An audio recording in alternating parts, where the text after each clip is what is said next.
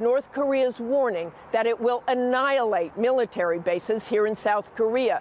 They said in minutes if the U.S. tries to take out its nuclear program. We visited the most important of those frontline bases, Osan Air Base, just south of Seoul, 48 miles from the border with North Korea. We got exclusive and unprecedented access. If North Korea pulls the trigger, this could be target number one.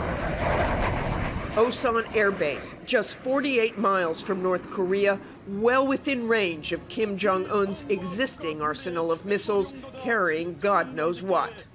So a hardened bunker, this is serious stuff. Yes, ma'am. This is your third set of blast doors here. The first line of defense is always on guard. 24/7, F-16s on constant patrol, anti-missile batteries primed and ready. Behind these concrete walls and steel doors, the top secret and rarely seen operations center on high alert, watching for any North Korean missile activity. We live with it every day. So the nice thing is for my folks, the mission is staring them in the face. While the world worries that North Korea will get a missile that can reach the United States, there's no doubt here at Osan, the threat is up close, dangerous, and continuous. The slogan here, fight tonight, and you hear it often and always with a sense of pride. There aren't many places I go into where it says fight tonight in giant letters.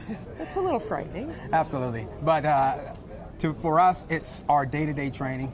We're always training at that level to be able to fight tonight because we don't know when that call is going to come. We visited another top secret facility, the first time ever for a camera crew. If a missile is aimed at South Korea, the job here, blow it out of the sky. North Korea has conducted just 5 underground nuclear tests in the last 10 years. But missile launches are far more common, several this year alone. Every one closely monitored on these screens, including last night's failed launch. What's it like in here when a ballistic missile is launched? Well, you would think it would be hectic, but due to the level of training of the soldiers here, it's actually a pretty calm exercise. I would compare it to maybe an air traffic controller tower. Right next door, rows and rows of bunk beds. If war comes to South Korea, the staff will sleep right here. And it allows us to do continuous operations for an extended period of time. And you got food, you got everything you need. We have food, showers, latrines. Lieutenant General Thomas Bergeson is deputy commander of all U.S. and UN forces in South Korea. What concerns you most? So our biggest concern is that he's going to miscalculate. That's always the #1 concern. So we want to make it crystal clear to the North Korean leadership that this would be a completely futile endeavor were he to challenge this strong, ironclad bilateral alliance. Because we have a new president, and he, no doubt, Kim Jong-un wants to test him in the same way that dynamic works. Is this, from your time here, from watching here, one of the more dangerous times? I would say that there's certainly, you can feel the tensions, but clearly this is serious. And they need to know that we are prepared and that this defensive alliance is strong and ready to fight tonight. Part of that defense, Patriot missile batteries. And you'll notice here in Korea, we keep our launchers loaded with live interceptors at all times so that we're ready to fight tonight.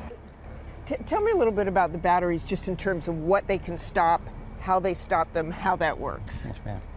Well, this weapon system is capable of defeating a wide range of enemy capabilities, from unmanned aerial systems to short range and even long range ballistic missiles.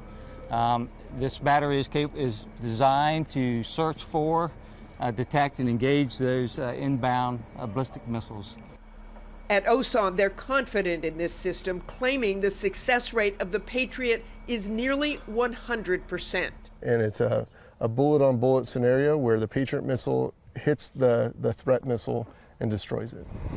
A few miles from the Patriots, out on the flight line, are the Growlers.